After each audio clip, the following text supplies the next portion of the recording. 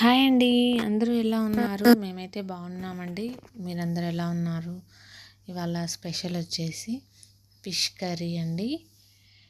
Fish curry దీనికి ముందుగా మనం ఉల్లిపాయ, పచ్చిమిర్చి, టమాటోస్ ఒక బాండి పెట్టేసుకొని లైట్గా ఆయిల్ వేసుకొని కొద్దిగా గోల్డెన్ కలర్ వచ్చే వరకు వేపుకొని పక్కన పెట్టేసుకోవాలండి. చల్లారాలది. తర్వాత మనం నీట్గా కడిగి పెట్టుకున్న ఫిష్ దీంట్లో కొంచెం పసుపు, ఒక 1 స్పూన్ అల్లం వెల్లుల్లి పేస్ట్ అండ్ 2 స్పూన్స్ కారం అండ్ ఉప్పు 2 స్పూన్స్ వేసుకొని దీన్ని ఒక 10 to 15 మినిట్స్ వరకు కలిపేసుకొని పక్కన పెట్టేసుకోవాలి. నెక్స్ట్ మనం ఫ్రై చేసుకున్న ఉల్లిపాయ, పచ్చిమిర్చి, టమాటోని గ్రైండ్ చేసేసుకొని పక్కన పెట్టేసుకోవాలి. ఆ తర్వాత స్టవ్ వెలిగించి బాండి పెట్టేసుకొని దాంట్లో తగినంత ఆయిల్ వేసుకోవాలి.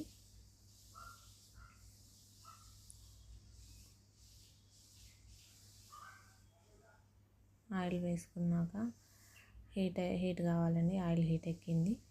దీంట్లో చిన్నగా తరిగి పెట్టుకున్న ఒక చిన్న ఉల్లిపాయ అండి. చిన్న ఉల్లిపాయను వేసుకున్నాము. అది కొంచెం వేగాలండి.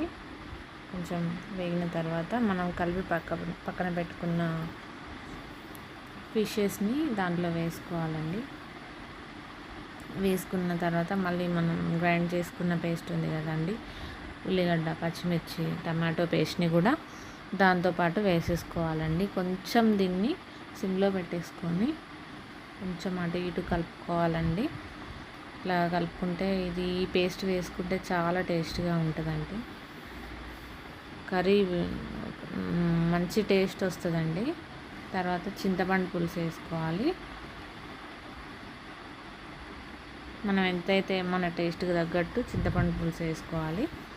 ఈ చింతపండు పులుసు వేసుకున్న తర్వాత కొంచెం మనం మెంతి పొడి వేసుకుందామండి. ఒక స్పూన్ వేసుకుందాం.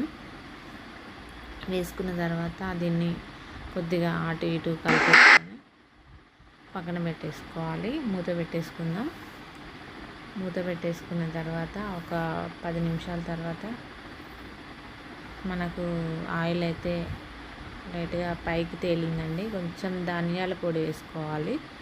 దాంట్లో ధనియాల పొడి వేసుకున్న తర్వాత కొద్దిసేపు ఉడకాలి. తర్వాత మనం లాస్ట్లో చిన్నగా తరిగి పెట్టుకున్న కొత్తిమీరని వేసుకోవాలండి.